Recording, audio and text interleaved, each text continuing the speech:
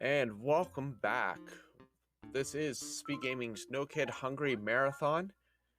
For more information about this marathon, check out speedgaming.org/nokidhungry to see our list of prizes and donation incentives. We do have a few prizes that are going to be ending at 11:59 tonight, so be sure to get your donations in, as well as incentives. We do have an incentive for a run that is going to be at 3:20 a.m., which is Neptunia Reverse. So go ahead and get your incentive. It is a bid war for the language between English and, I believe, Japanese.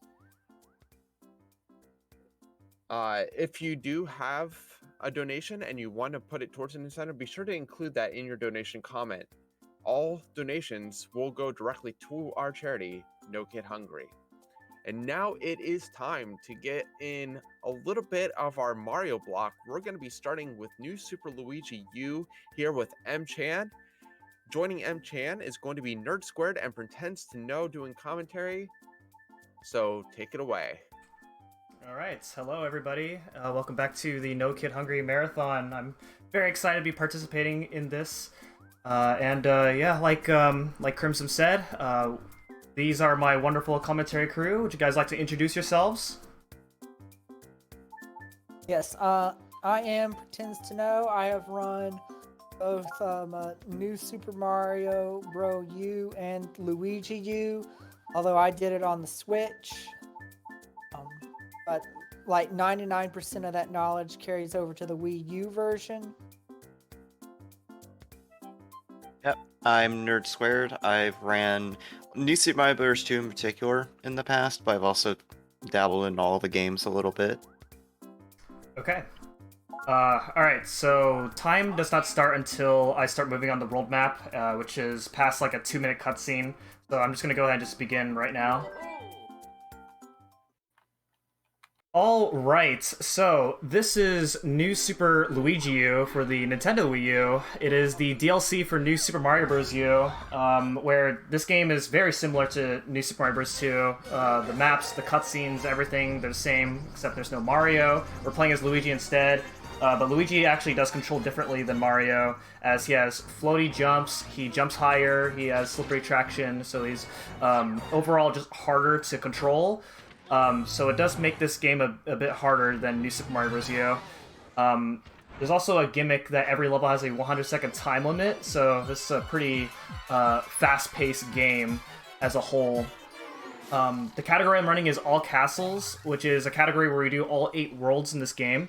As the any percent run skips worlds 2, 4, 3, 4, and 6, All Castles does all 8 worlds, so you get to see a pretty good portion of what the game is like. Yeah, I'm really excited. This is one of my favorite categories of this game. I've been working on this category for a very long time, over 6 years. Time's about to begin pretty soon. Right off the bat in the first level, I'm going to start off by getting the main power-up, which is the Super Acorn. It'll allow me to turn to a squirrel, and as a squirrel I can glide over a bunch of different obstacles, as well as perform some tricks in some of the later levels. And it's a very important power-up, and I'm going to be keeping it throughout the entire run. So, time's about to begin in 3, 2, 1, go! Okay. Wait, where's Toadette? This is not deluxe. Yeah, this game is also out on Switch, on New Super Mario Bros. U Deluxe, but we are playing on the Wii U version because the Wii U version is the faster of the two versions.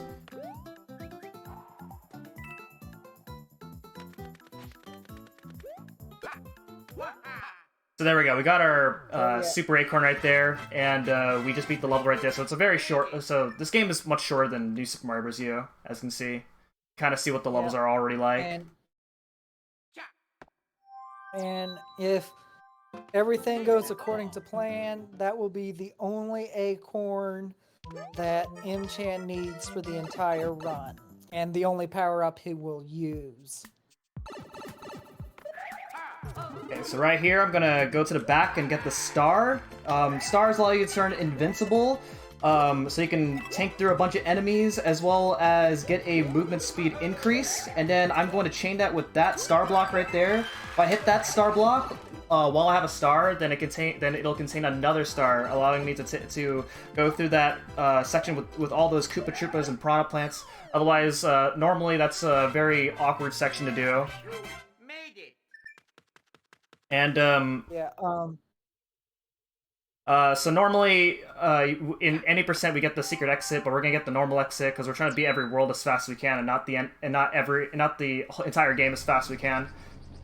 So coming up is our first instance where we use Nabbit, and so by holding a certain button on the gamepad, I can select a level, and then it'll give me temporary access to using Nabbit. And Nabbit's a character who doesn't die, so I can just run through a bunch of things and not get hit or die. Yeah. Yeah. In this run, only way Nabbit can die is if he's crushed by an obstacle or if he falls into a pit. Otherwise he can just run straight through anything.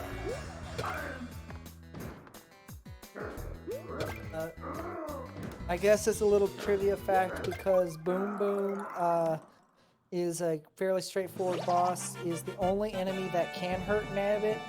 Is I forget what the fish is called, but it's a big mouth bass and it can eat Nabbit. Yeah. All right. So yeah, you will not see it in this. You will not see it in this run.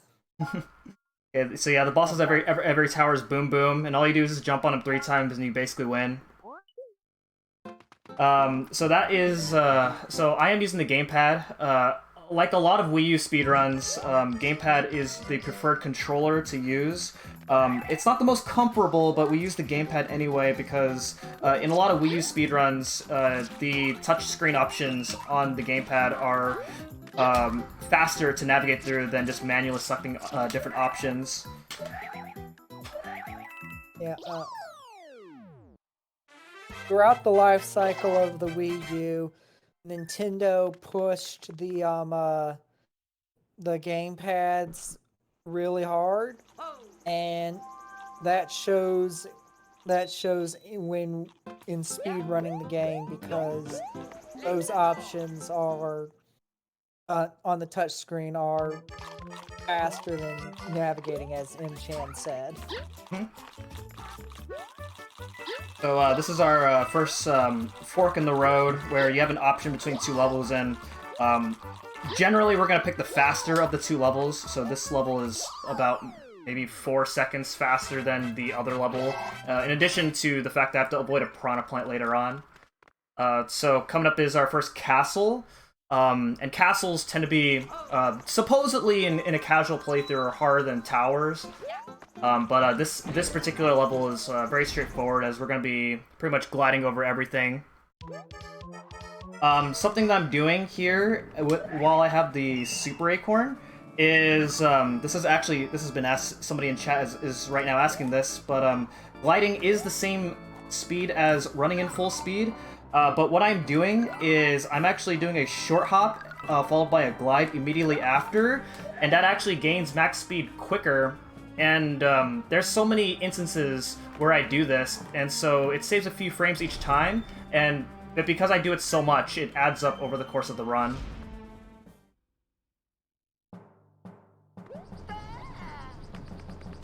The other thing to talk about the Super Acorn is that I do these spin jumps every once in a while, and sometimes it's for show, but other times it's because when you spin jump with the Super Acorn, it's actually the same height as a triple jump, and that extra height does make a difference to make like large gaps or just helps with vertical movement.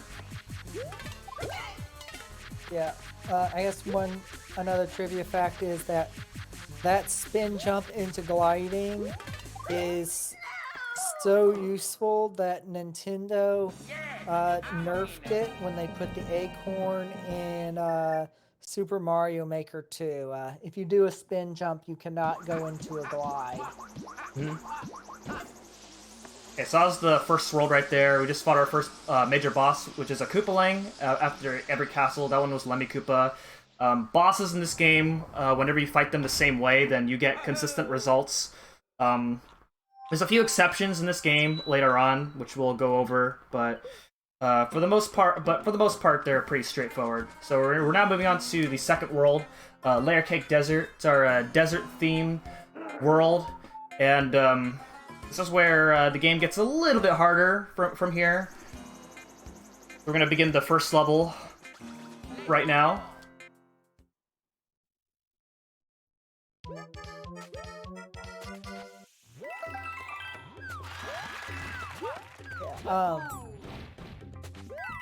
I guess another trivia fact, while Mchan is gliding over this level, is in the Switch, in all castles, you do this level as Nabbit, because when you switch to Nabbit, it will, and leave the level as Nabbit, it will remove a cutscene that we are going to see after this level. But in this game, since you're always Luigi on the overworld map, you can't skip the cutscene.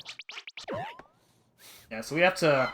So in this cutscene right here, Toad's gonna come up to us and say that some guy named Nabbit has stole stuff, and a lot of the times we don't really care. You have to, because you have to go so far out of your way to catch Nabbit. The reward you get for catching Nabbit is a P Acorn, the P Acorn is useful in some levels, but because it takes so much time to catch Nabbit, we don't do it at all. Yeah. The P Acorn is a power-up that pretty much allows you to fly infinite times. So it is a pretty useful power-up, but it takes so much time to get. This level is a dark level, so you kind of have to put in a little bit of effort to kind of know the layout of this level. But when you do this level so many times, you kind of just know what it's like. And also when you're Nabbits, you don't really have to... It's not like as difficult as this level appears to be, as you can just run through all these giant piranha plants and fire bros. I'm gonna do something really cool right here. That wall jump right there is just so I can get full speed quicker, saves a few frames. Yeah. Now we have 2-Dash Tower, which is kind of a technical level. It's one of my favorite levels to practice. Hopefully I get this.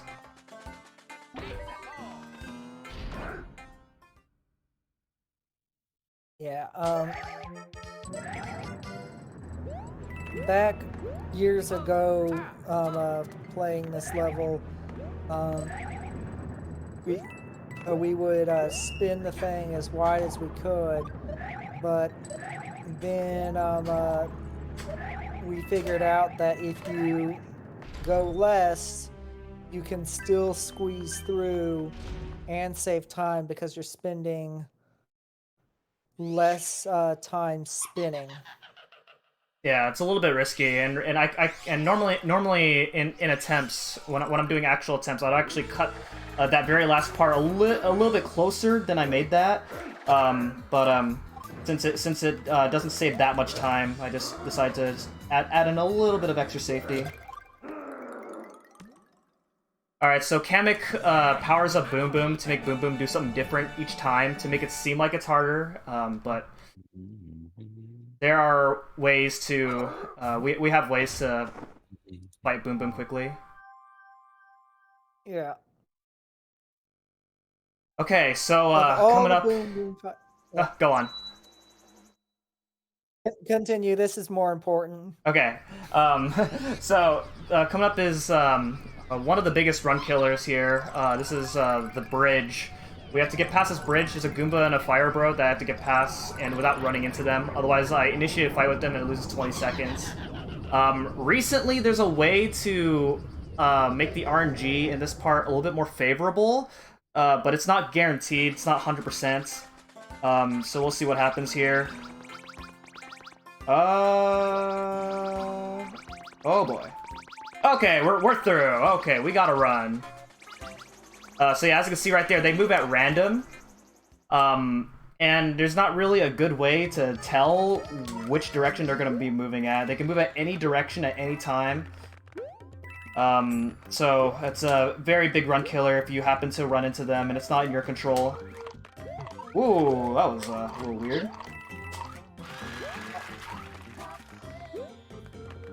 Also, even like in world record attempts, like if you want to get the you don't want to get the Acorn because it takes time to add to your inventory. And like I said earlier, if everything goes according to plan, we'll only need the one. Here it was just, it's not quite worth going out of the way for. So, c'est la vie.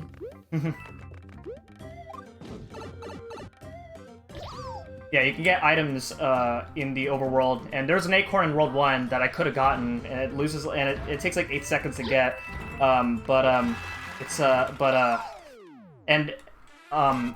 could grab it for extra safety, but hopefully the run doesn't go that badly. Honestly, even if something goes wrong, it's not a serious issue to just deroute, go get it, and then come back. Like, it's annoying, but it's not marathon breaking. Yeah. So right there, I got the secret exit of that level. You might be thinking that's really strange, but in a little bit I'll explain it later. It'll make sense. But just know that I got the secret exit there, and there is a purpose as to why I grabbed it. But for now, I'm just moving on. This level right here. Okay, that was a mistake right there. What I'm doing here, you kind of saw it a little bit in 1-3. But I actually am, when you spin jump off of anything that's moving, then you actually keep your momentum. So you can kind of see how fast I am moving from those rolling hills when I spin jump off of them. Yeah, this game, for the most part, is glitchless. Spin jumping off of those rollers is one of the few exploits in this game.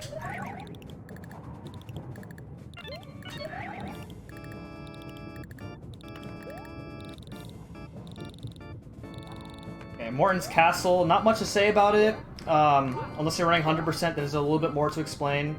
But because we're not getting any of the star coins at all, there's no reason to get any of the star coins at all. We just pretty much just fly over everything. And then we have Morton Koopa Jr. And Morton Koopa Jr. is kind of an interesting fight, as he's going to start off by spawning a giant Pokey that he uses to wall himself, and he normally hammers the Pokey's body parts at you, and you have to dodge him and wait for the Pokey to be short enough for you to jump over the Pokey and then hit Morton. But what I'm going to do here is I'm just going to fly over this and then hit him this way. That way I can hit Morton earlier. That's actually a pretty risky first hit there, the way I did it there, because Morton's hammer actually has a really huge hitbox, so it's really easy to get knocked back by the hammer. You can also do a damage boost through the Pokey, and then it is faster, but then I have to re-equip Acorn later on, and that loses more time. Yeah. And also, there's no Acorn to re-equip right now, so... Oh, yeah, I also skipped the World 2 Acorn, so I'm so far Acornless.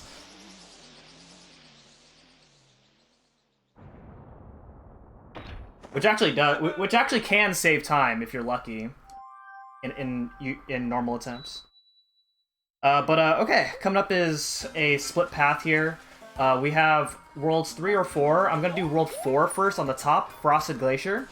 Because by doing this, I could save about 10 seconds in World 3, and we'll explain why later. In the true warpless route of this game, you can do one of these worlds, and the other world is optional, as both these worlds will take you to World 5. But we, as a community, we agreed that All Castles is the more interesting variation of warpless. I concur.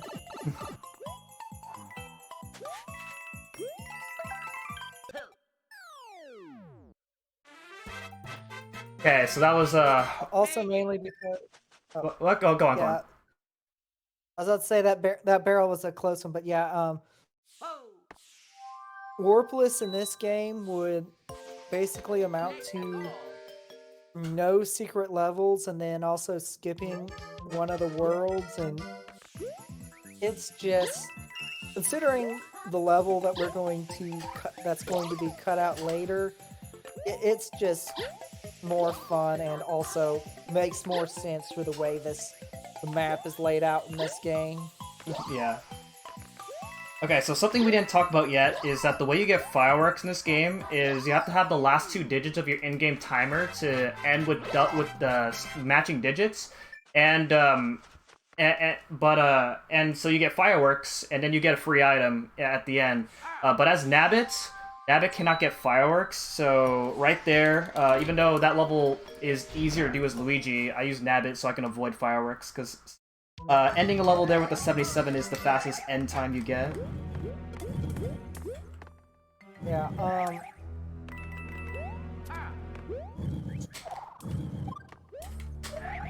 and getting an item is like a 15 to 30 second time loss. So even the item that's worth getting, which in this case was 77 for another backup Acorn, it is not worth the major time loss unless all the overworld Acorns are gone, and even then it's just to be avoided.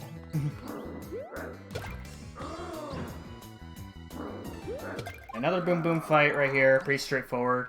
Also, the climb in this tower was a little bit technical, a little bit risky with Luigi because I do have a chance to get hit.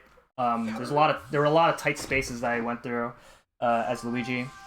So it was really easy for me to get hit. But if I did get hit, it wouldn't be a big of a deal because there's a free acorn that later on that I would get that loses like no time. But yeah. So the next couple of levels are pretty straightforward. If there's any donations, this would be a pretty good time. We do have one donation here from Nexlation. $20 just says speedrun with a smiley face. Speedruns are great. Love the community, and really thankful for all the speedrunners here that are helping out the No Kid Hungry campaign. I do also just want to note that it is coming up on the end of my shift here, so I do want to thank you all for all the donations that you have given throughout the night. Continue to do so. We do have a lot more great runs coming up, as well as great incentives and prizes. And I will see you all back here Saturday morning. That's when my next shift will be. But you are in great hands tonight. Following me will be Yunker's wife. So stay tuned. A lot of great Mario, and then I believe also some Pokemon Yellow by Mchan as well. Yep. Okay, so I picked up that acorn right there. It is that you can avoid that acorn, but I passed by this ring so many times that it's just not faster to avoid that acorn every single time.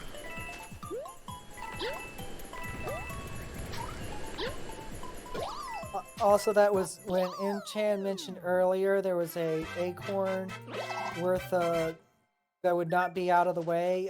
It wasn't that one. It was the one that he just jumped over.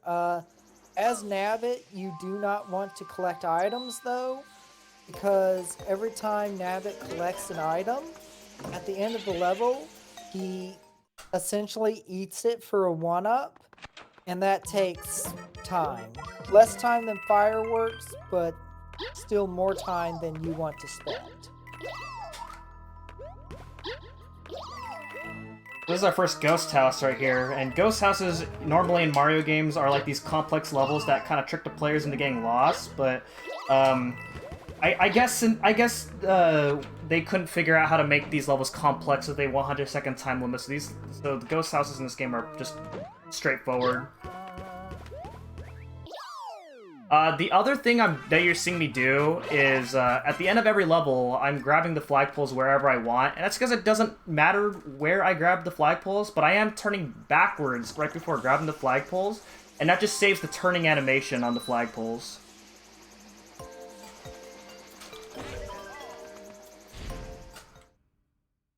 It saves a few frames, but it adds up over the course of, like, what, 50 levels?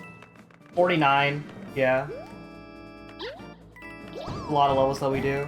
So this is Wendy's castle. As you can see, casually, it's a pretty kind of fun level to do because you have all these thwomps, and you have to run past all these thwomps here. So it's kind of a speedrunner type of level right here. Right here, you're supposed to wall jump, but you can just do a little tight turn back in order to skip the wall jump there, and it saves a second. A lot of these optimizations that we do to kind of save time here and there, as this category is very optimized.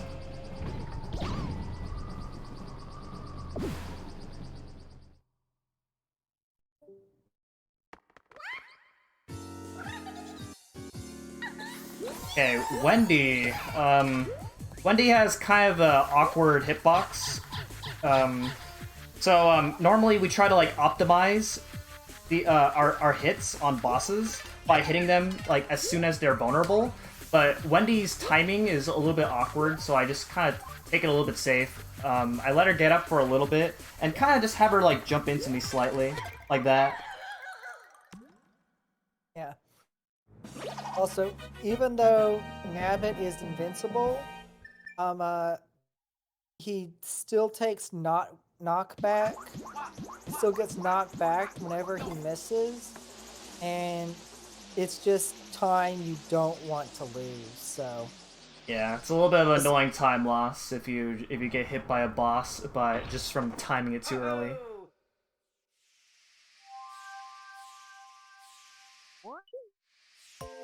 Okay, so normally this would now take us to World 5, but we're actually going to go back, because this is all castles, so we have to do every world. So we're going to go backtrack to World 3, and while we're making our way back to World 3, we're going to grab this baby Yoshi right here. Takes about 8 seconds to grab him, but this is going to allow us to save quite a lot of time in one level here in World 3. It's very worth it. yeah,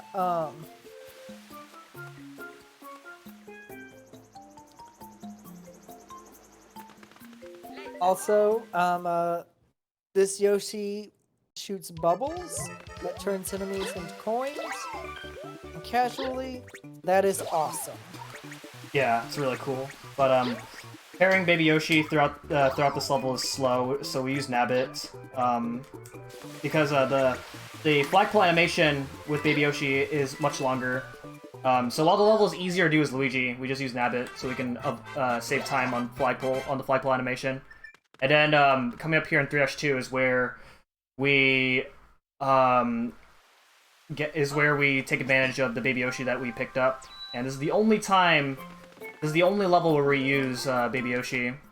When you're carrying Baby Yoshi in the water, then you do these like twirls and you move really fast. Yeah. Anyone who's familiar with Mario swing physics throughout the entire franchise knows that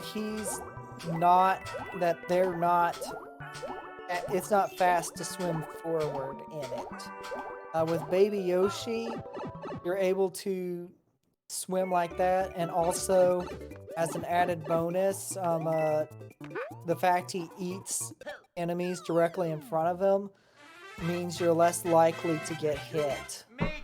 Yeah, but it's slower to eat enemies because the game you kind of stop in place for a little bit just to eat the enemies. So I was trying to avoid eating as many enemies as possible. So in that level alone, it saves 20 seconds. So you save like a net 12 seconds getting that Baby Yoshi. Yeah, and also for anyone who's played Deluxe and wonders why you don't play as Nabbit in that level, well, hang on. First off, you got to play the hardest level, but this level, the difference between this level is night and day with Nabbit versus Luigi.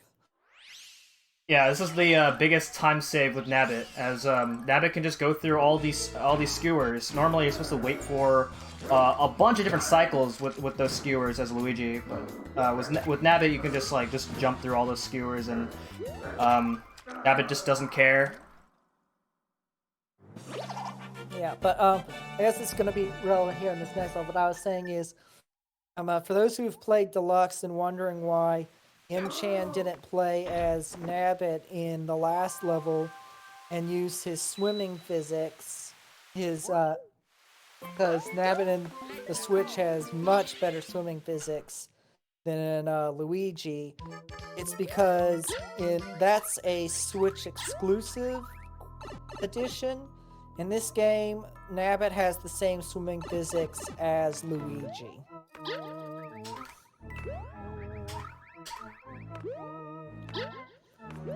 And you'll see it briefly in this level. Yeah, so there's a lot of these boo rings that you would have to find a way to maneuver around as Luigi. So with Nabbit, we just simplify that by just going through all those boo rings. Yeah. All right, and also under the water, besides the swimming physics, is also a bunch of dry bones fish. Rip bomb fishes, and they're out there. They're waiting for you when you fall in the water. Okay, 3-3. 3-3, it has these cycles of these water geysers, and they can be kind of a pain to deal with. This is the very long section of the geyser. There is a kind of a YOLO strat that you can kind of go for here, but it's a kind of an IL strat that not very many people go for. But it can save a second if you can do it, but it's really hard and you're very likely to die. So I just kind of take that part a little bit safe. Yeah, come up to 3-5, which is another water level.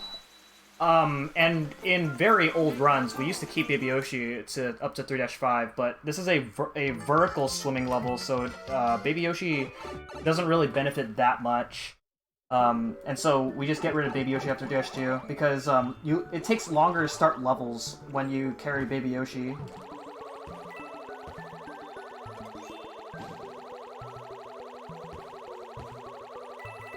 This level, you just have to mash as fast as you can in order to optimize this level. Yeah, Nice. Okay, so if you mash very fast and do this level perfectly, then you get an 81. yeah.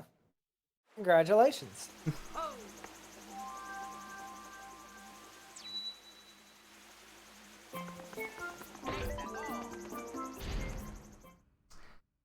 Okay, 3-Castle is split into 3 different parts. This is kind of the only level where it's a bit of a preference as to which character to use between Luigi or Nabbit. Some people like to use Nabbit because it makes this water section easier, as you don't have to deal with these torpedo Teds as much as Nabbit. But I like to use Luigi because the first and third section are much easier to platform as Luigi, as you can glide over some of these platforms here.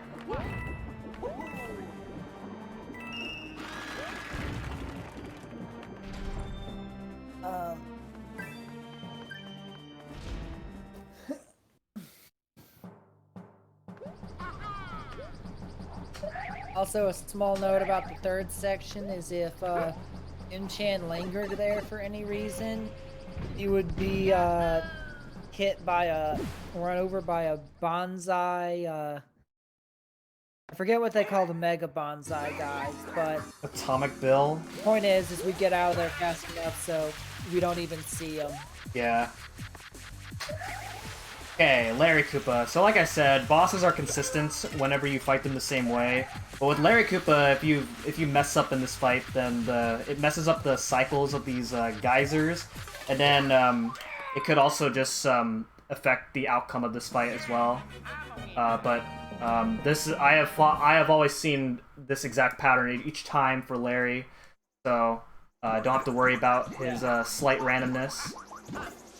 Yeah, so we just completed Worlds 3 and 4, and so now World 5 is going to be unlocked from both worlds, but we're actually not going to go to World 5 from this direction, because the next level is 5-Airship. It's kind of an intermission type of level, and 5-Airship has kind of a long cutscene when you begin it, and then there's a very long auto-scroller, as well as a very painful boss fight, and then a long cutscene after that.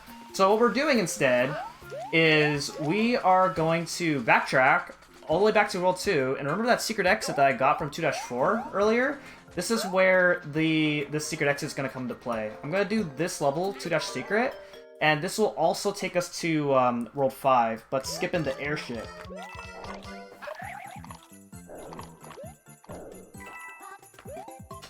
Yeah, I think that Airship is the longest level in this game. Yes, actually.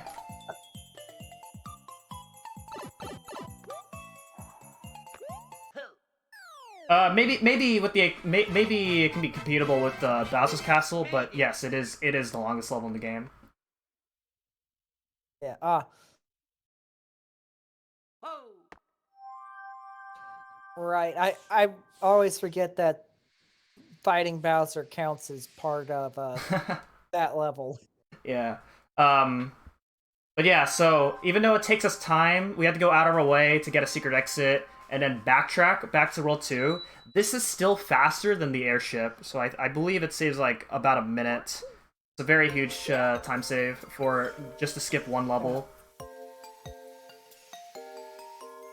Oh yeah. I mean, even in the 100% category where you have to do all the levels, we still beat the game before we go to that Airship because it removes the cutscenes surrounding the level. Alright, World 5 is kind of where all castle starts to get pretty interesting, as the worlds have been pretty straightforward, but here in World 5, we're going to be doing a pretty huge skip in order to skip a lot of World 5. But first off, we have 5-1, and this is not a new strat anymore, but it's something but it's still kind of recent. Where as you can see right here, I'm actually gaining a lot of speed when I am jumping from these swinging vines. And that's because I'm actually holding neutral on the D-pad as I am jumping from those vines. It actually keeps my speed as I am jumping from those vines, and you gain so much speed that it actually saves 3 seconds in 5-1. So very revolutionary trick, especially in the any percent category. So now here we are going into 5-2. Normally in any percent we do 5-3 because it's faster than doing 5-2. But we are going to the end of the world as fast as we can, not to the end of the game as fast as we can. So what we're doing here in 5-2 is we're getting the secret exit here. And this secret exit's going to skip a lot of World 5. We're going to go straight to the bottom section. World 5 is divided up into 3 parts. We got the first section where we have 5-1, 5-2, 5-3, and 5-Tower, which features a really difficult skip. And then there's a Haunted Forest section where there's a ghost house, as well as 2 of the hardest levels in the game, and an RNG. But then this secret exit here is going to allow us to skip that section entirely and go straight to the bottom section. So we actually do 4 levels. This is the shortest world of the run.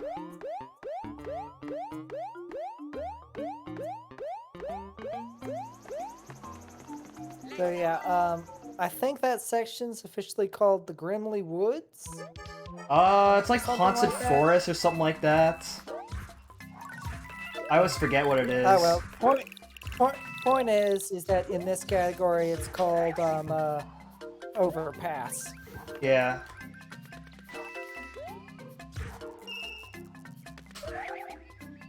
Okay, we skip a lot of levels here, so then we're doing 5-6.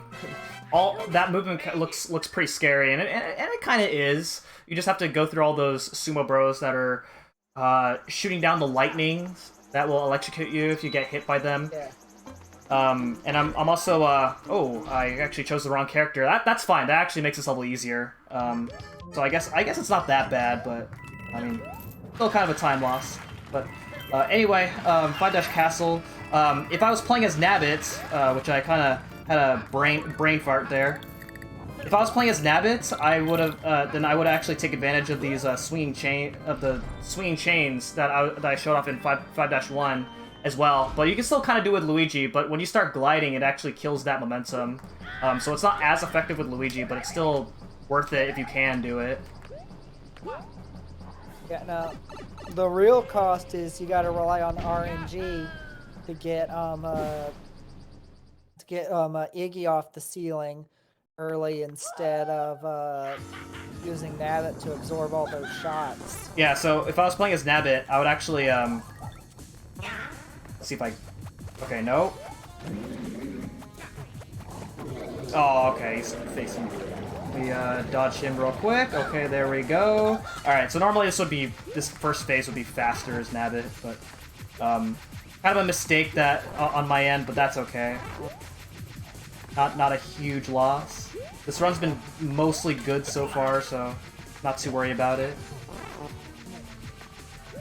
Oh yeah, also when Mchan has been talking about bosses and saying if you do them the same way, you get the same results, and he's been saying most of them, Iggy is the exception. Iggy always forces you into a first phase because you can't reach him before he gets on the ceiling. And then Nabbit makes it easier by absorbing those shots, because he can absorb the shots, and Iggy comes down on off the ceiling when his shots are gone, including the lava monster that he spawned.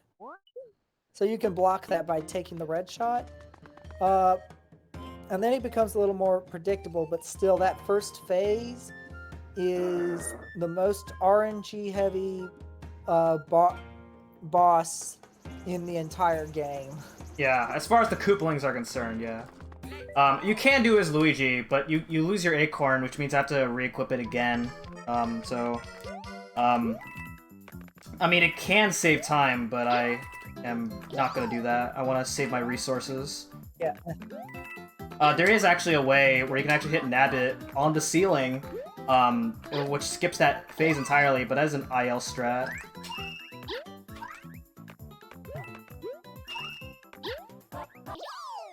Alright, World 6 is the most complex world as far as routing is concerned, as well as the hardest world of the run.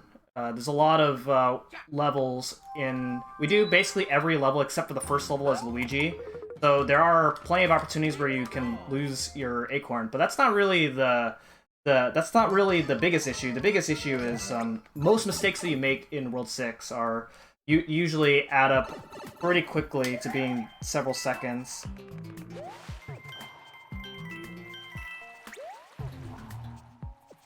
Yeah, In the next level coming up, there's a... I guess you can call it kind of an exploit.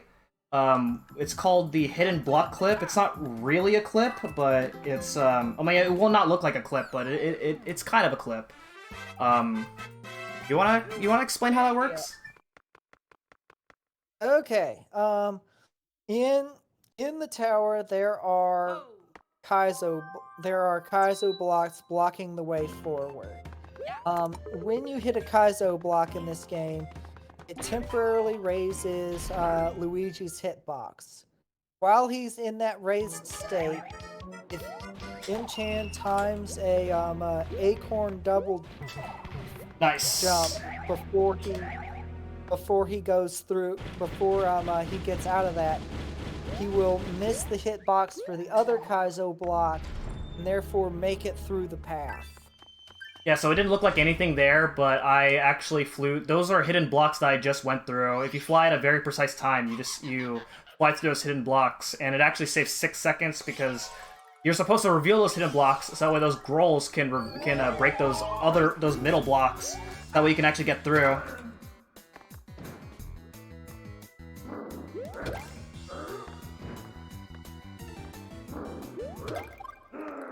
And this is the last Boom Boom fight, where Kamek gives him wings. So you're supposed to wait for him to go down, but we can just wall jump and jump on and gain enough height to hit Boom Boom, and that's pretty much the fight. That's all Boom Boom.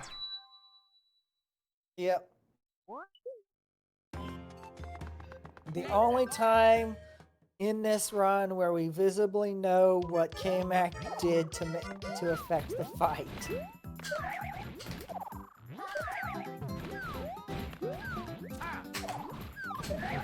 Alright, there we go.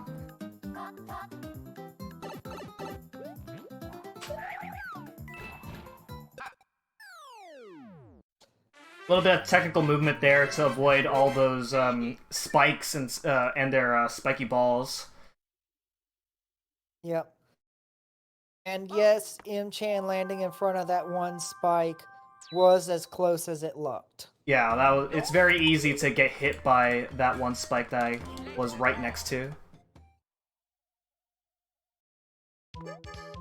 Okay, so this level, I'm gonna get the secret exit here, and this secret exit's very important for this world. As Yeah. you might notice that the gimmick of World 6 is there are these red and blue switches that like turn on whichever color of the blocks that are active, and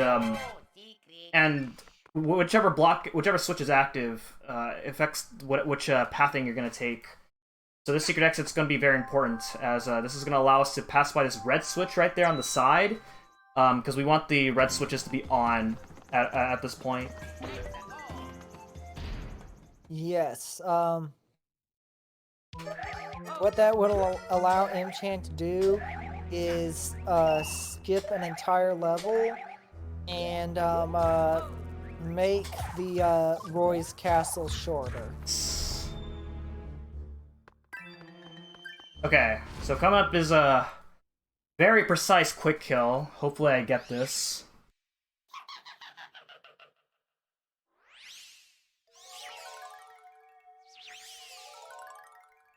I'm holding my breath.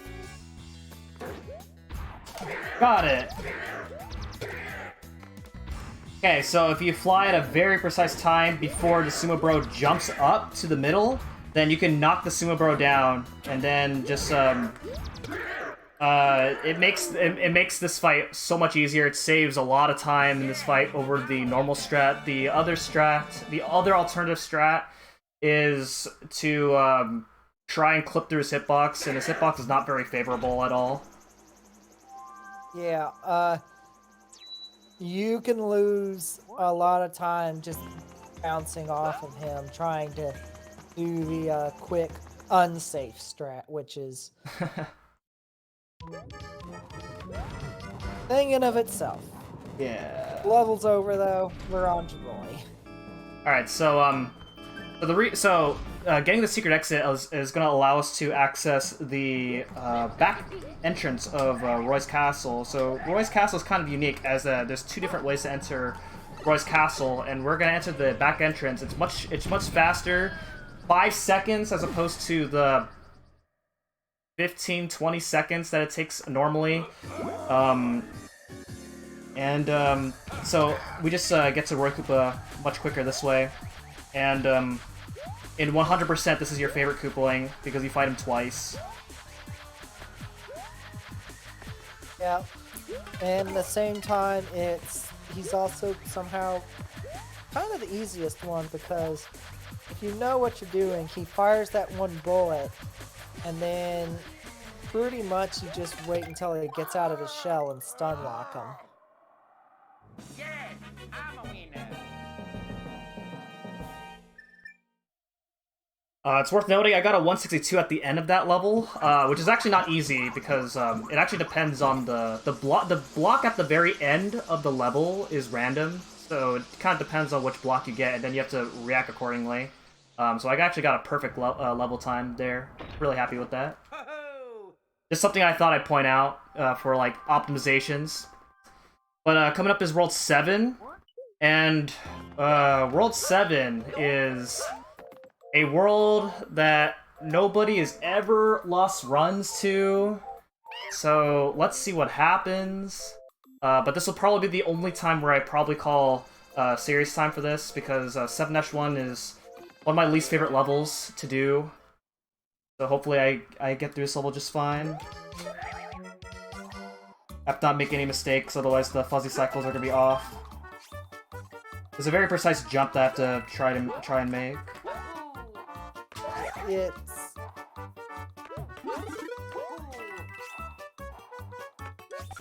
Got it. So yeah, that very last jump there didn't really look like much, but you have about a few frames to make that. Otherwise, you're gonna get hit by those fuzzies that I jumped over. And also, Yeah, and then and- you can also die as well. yeah. Also, all those ice balls, those ice bros were firing, they move a lot faster than it looks like. Yeah, definitely. So, the path splits. The left path is faster than the right path, so that's the one we're taking. Mm-hmm. Yes, fun trivia fact, there's a star in this level that Mchan just passed, but it's rarely worth getting because the star can,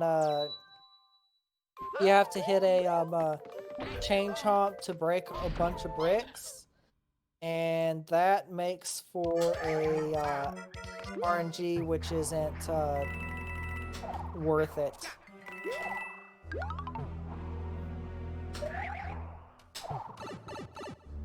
Okay, very nice. 7 Tower is kind of a tricky level to do. To do it, yes, and then also the boss fight that no one has ever lost runs to. Hopefully I don't make a first. Yes, everyone who has ever speedrun this game only has positive things to say about K-Mech. Yep.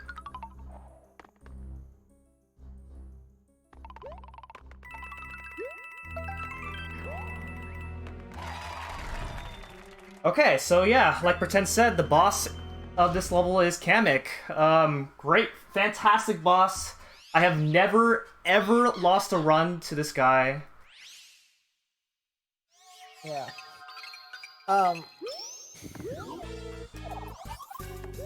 The first two phases of this, and the reason Oh why my we're both goodness. Okay, talking that was pretty good with right such there. heavy sarcasm is entirely RNG. Mchan got RNG. The third time, he always spawns in the same place to attack after you hit him the second time. So, hooray for getting actual good RNG in a marathon run. Yeah, very notorious for kind of losing good runs on this guy in marathons, but we got vengeance this time.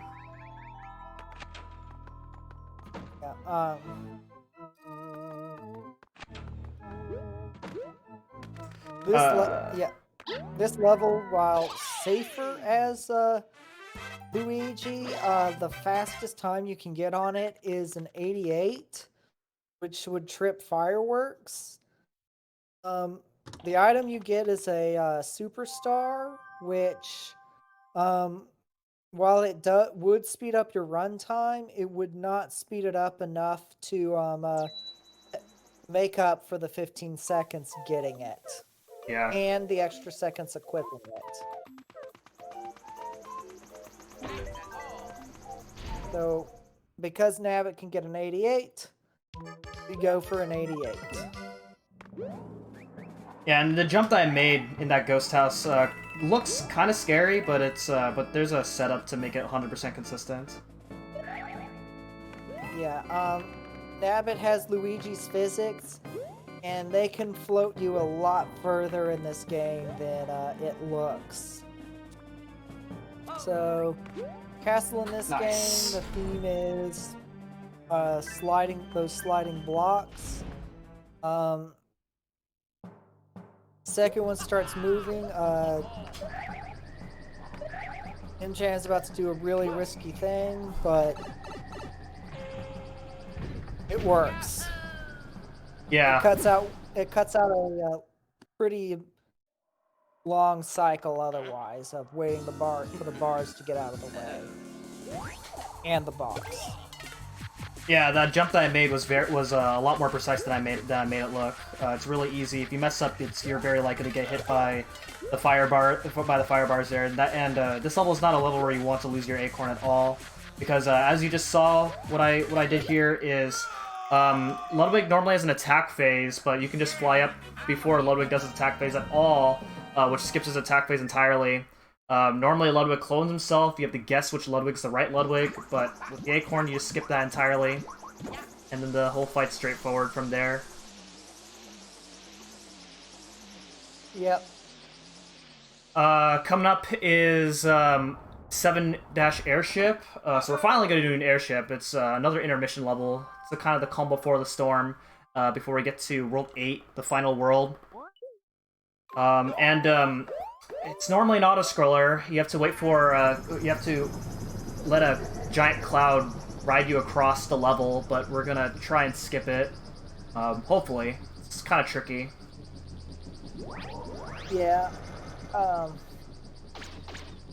The level is full of bob-bombs, the section that he's talking about, and the goal is to bounce on them. If you do not, however though, they sometimes have weird hitboxes, so if you don't land on them the right way, you lose your Acorn, fall in the pit, and die. So we got it there. Very nice. It's actually that is harder than I made it look. That's actually a very common theme with this game. A lot of things that I'm making look really easy, but as I said right in the beginning of the run, Luigi's movement is very difficult. So it does take time. Unlike in every other NSMB game, it does take time to kind of get used to movement in order to be able to nail these levels. So this is Bowser Jr. I'm gonna try and do the fight, and then we'll talk about it. Okay, there we go. Okay, so that did look easy, but Bowser Jr.'s hitbox is really small. It is like dead center, and so as a result, the hitbox is not very favorable. There's been a lot of clips by a lot of runners where it kind of looks like you hit him, but then you either get knocked out of hitting him, or you just get hit, go right through him, or you get hit and hit him at the same time. It's a mess. And then if you lose your Acorn in this fight at all, then it's completely random. It's even more random than Kamek. Yeah.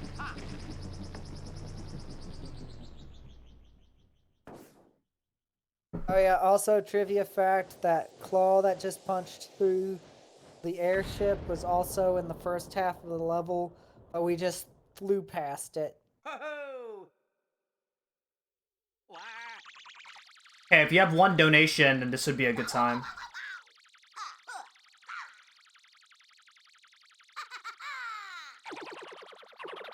No? Okay. Alright. What we do not. Oh, we don't? Okay. Alright, that's fine. Alright. We're approaching the final world, which is World 8. And World 8, if you ever watch speedruns of New Super Mario Bros. U, then the World 8 route that we do is different in this game. As you get the normal exit in Mario U, but in Luigi U we get the secret exit, because it allows you to skip two pretty difficult levels. But in Mario, you take the normal exit, even though you do one extra level, because there's a skip in 8-2, which is the level that you normally would do in normal route of the game. That saves more time than doing 8-4, because 8-4 in Mario U is a very long autoscroller, but it's not an autoscroller in this game, so it is worth getting the secret exit here. So in this level, there's raining fireballs that are random, usually. But you don't really worry about it that much as Nabbits, because you can just go right through the fireballs. But it's still impactful because you could lose a second, which I did in this level, over the best fireball pattern. So it's not. So while it's not that, while it's only a second, it's still something to keep in mind of when optimizing this game.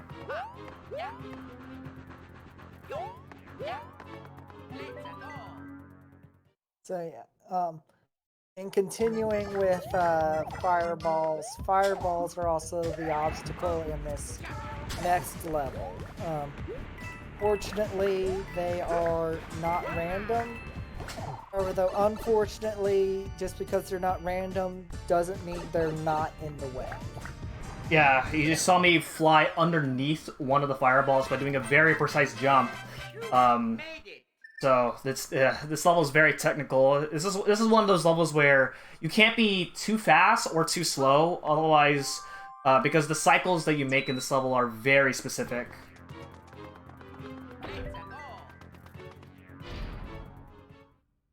Okay, current event is you're supposed to ride this elevator that takes you across the level, but we're gonna fly across the level instead without riding the elevators. This is called elevator skip. In Mario U, this is a very infamous trick, as it's like known across the entire Mario series as the hardest trick ever. But in this game, it's, well, as you can see, very simple. That second jump that you saw me do there, it's actually very precise. I jumped low enough to not hit that bomb, as well as, and then high enough so I don't hit that spark. So it's very precise.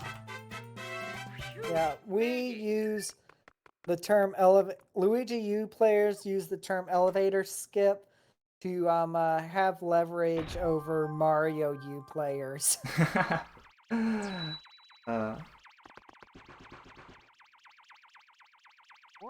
Okay, so we're approaching 8-Castle 2, or Bowser's Castle, which is the final battle. It's the very last level of the game. Here we have Bowser Jr. He's gonna try and mess us over.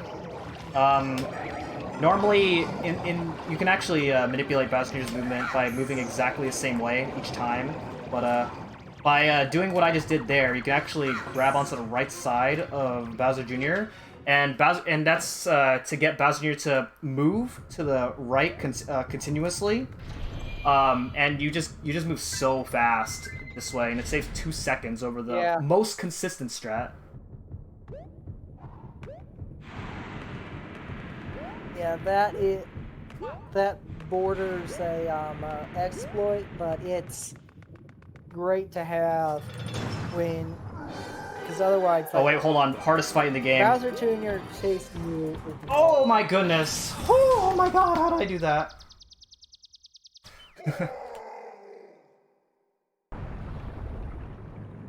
For the record, those fireballs are not random.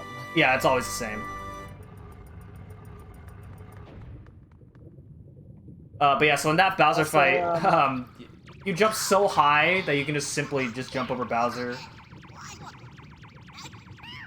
Yeah, even if Mchan was a small Luigi, he would have cleared that jump. But wait, what's happening? What did they do?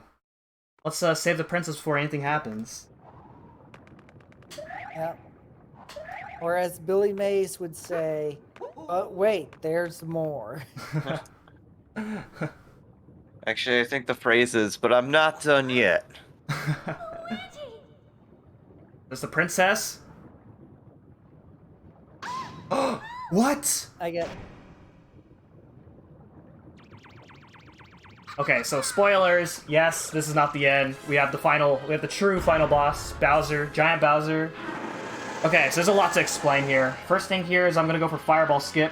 Basically, Bowser shoots 2 fireballs, but if I fly right as he shoots his first fireball, then skips his second fireball. And then, coming up here, oh my god, I'll let you explain this. Mchan's going to steal a clown car from Bowser Jr., and then after he hits, that's how you hit Bowser, and after he steals it, after what you're supposed to do is Bowser Jr. steals it back. However, though, if you time it right, you can keep Bowser Jr. from doing that.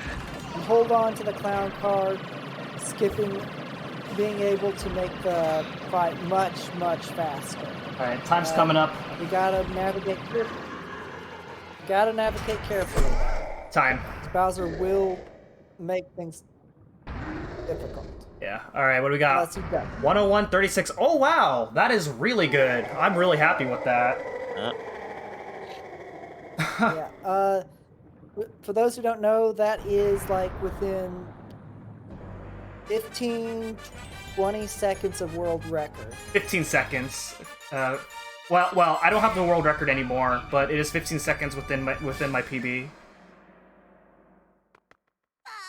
So I'm really happy with that run. I think the only notable mistake I made was 2-6.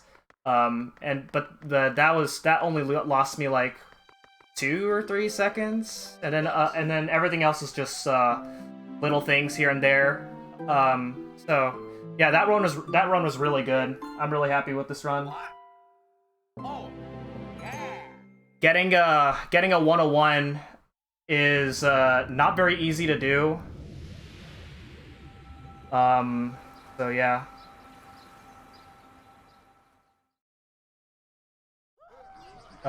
So you guys want to say anything before we move on to the next game?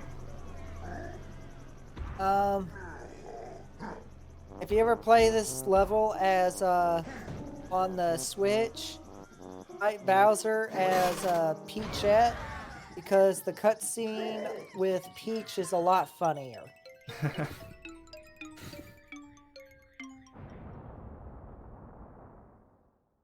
What about you, nerd? I know you were like quiet the entire time, but do you want to say anything? Yeah, I was just kind of an observer for this run because I'm not as familiar with Luigi U as I am with 2, which is going to be the next run coming up. But yeah, it was fun to watch. Yeah, thank you. Yep. Yeah, I've only came back to this game for the first time within 13 months, just to prepare for this event. And so I'm always happy to come back and get something like this. And yeah, I have a pretty long history with this game. I've ran this game for about 6 years now. And so it's a very long time. I'm kind of known to being the oldest runner of in the community as far as like how long I've ran this.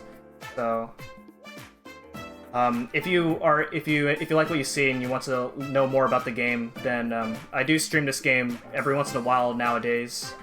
So up next is New Super Mario Bros. 2, and I don't really have much else to say, so I will see you guys at New Super Mario Bros. 2 within a few minutes.